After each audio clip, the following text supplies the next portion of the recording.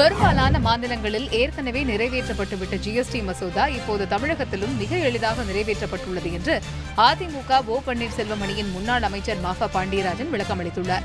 சட்டப்பேரவை வளாகத்தில் செய்தியாளர்களிடம் பேசியபோது அவர் இந்த கருத்தை வெளியிட்டார்.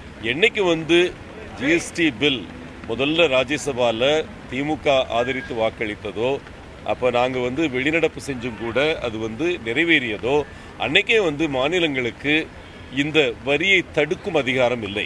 இன்றைக்கே நம்ம 26வது மாநிலம் இதை பாஸ் பண்ணுற 26வது மாநிலம்.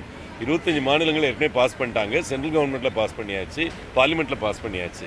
அதனால் இது ஒரு இயற்கையாக நடக்க வேண்டிய ஒரு விஷயந்தான். இது வாக்கெடுப்புன்னு போகலை, டிவிஷன் கேட்கலை. டிஎம்கேயும் கூட காங்கிரஸ் ஐயுஎம்எல்லும் இதில் சப்போர்ட் பண்ணாங்க. ஏன்னா அவங்க உருவாக்கின ஒரு விஷயம்னு அவங்க நினைச்சாங்க. பார்லிமெண்ட்டில் அவங்க அதை ஆதரிச்சாங்க.